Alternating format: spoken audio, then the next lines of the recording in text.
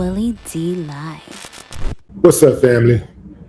Anna Seymour is the young lady who says she saw Nolan Wells last when he was involved in an altercation on Horn Island between some other guys. Not sure if these were his so-called friends who killed him, but who allegedly killed him. I guess I gotta say allegedly. Anyway, but she said she saw an altercation and it was really heated. It's like they was getting ready to fight or something. And next thing you know, Nolan shows up a couple days later dead. Now, I don't have a picture of the woman, but her comments are making its rounds on social media. What I do want to mention here, though, is that this judge right here, this judge, the judge is to the right.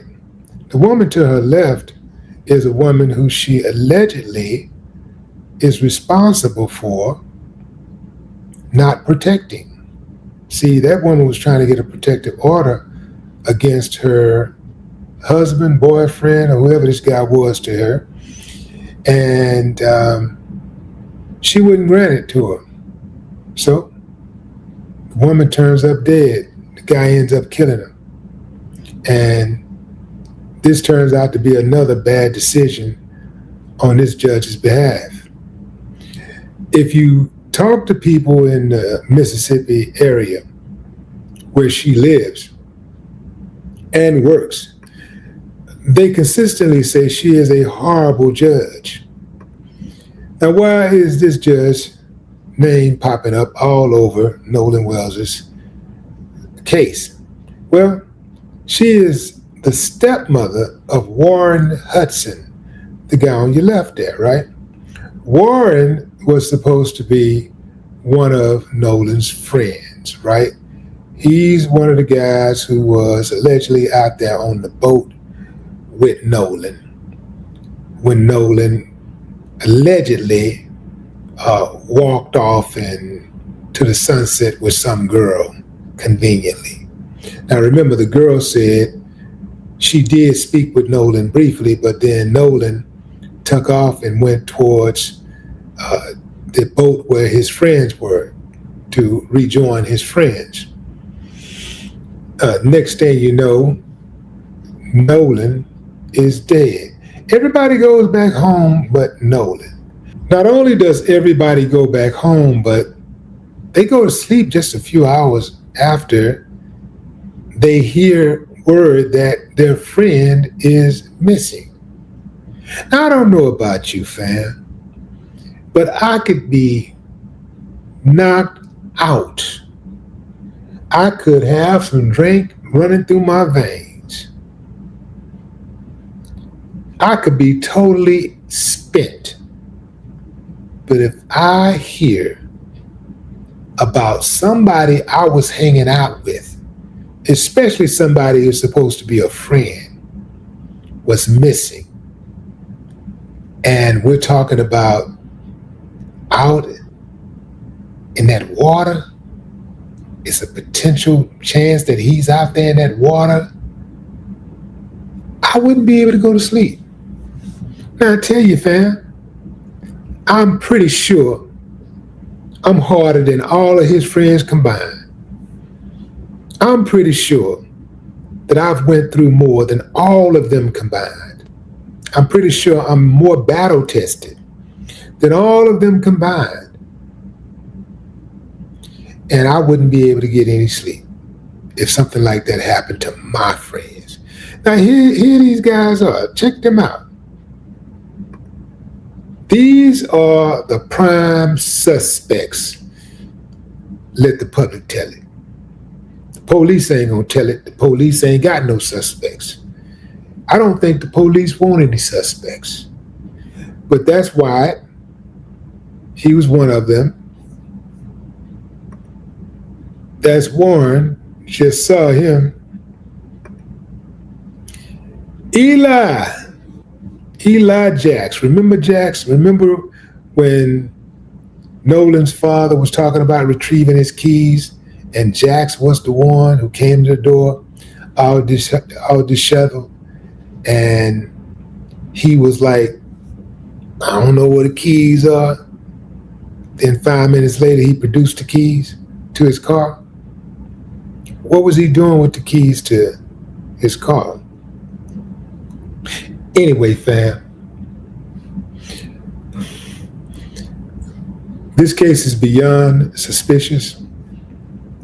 All of these guys, including Eric, are beyond suspicious. So is Morgan.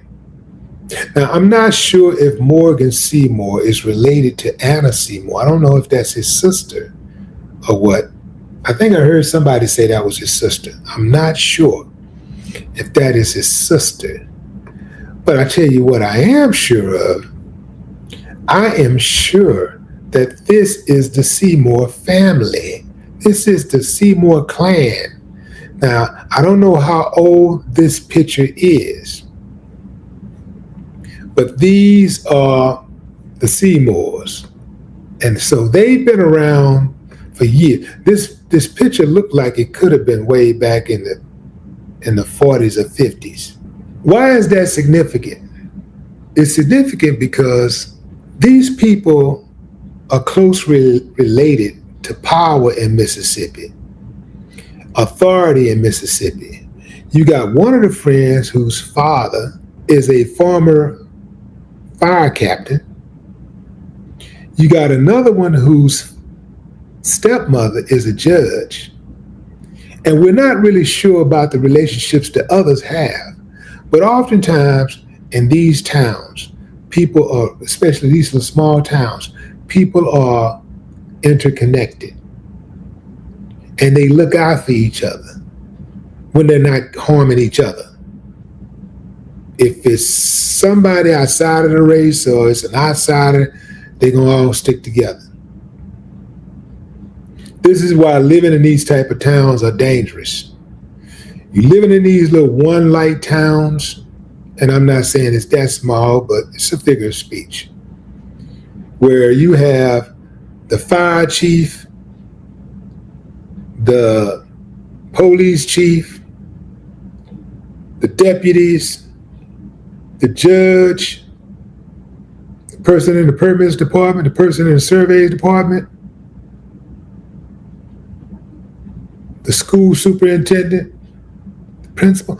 All of them know each other. They all family or friends. They all went to school together. They all grew up together. So when something happens, especially something like this, where some white boys was hanging out with a black boy and the black boy ended up dead, they are absolutely not going to be in the mood to be trying to use resources and time to identify the killers. If they do spend any time trying to identify the killers, it will only be for self-knowledge so that they can know who the killers are amongst them, because they really don't like competition when it comes to killing. So if they got a killer amongst them, they need to know who that killer is, just in case they need to hold it over their head for something down the line. They need to make them do something or whatever, because, come down the line, might take 10 years, because, murder don't have an expiration date, right? There ain't no statute of limitations for murder. So it could be 10 years, 20 years down the line, and they might want a favor. Oh, you don't want to do it? Okay, well, I would just think that you might want to do it for me since, I took care of that little thing, a while back for you. What are you talking about? What you talking about? The NIGGR, you know what I'm talking about, man. Yeah, him. Yeah, no, yeah, you know. We talked about that. I know you did it. Next thing you know, favor for a favor. No way possible. No way possible you could get me to live in Mississippi. Hell no. Hell no. I feel dirty for even going to Mississippi the few times I went. It is just a backwards state. It's a horrible place. horrible people, just horrible people, and let them tell it they're decent. They killers. These people are killers. They are incorrigible. They're incorrigible, man. They are incorrigible. Can't be helped. Cannot be helped. They are who they are. Demons, devils. Can't help them. They don't want to be helped. It's like that gene that gets passed down for generations and generations and generations and generations. It's almost like a rite of passage.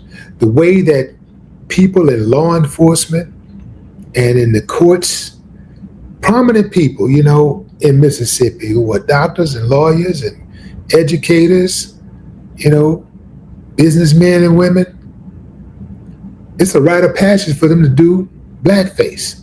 Almost all of them, especially if they go to school, if they join a sorority or a fraternity, they do blackface. That's their thing. They are really stuck in time. I couldn't be around people like that. We're talking about prime uncivilized mutts. And I absolutely believe that Nolan Rhymes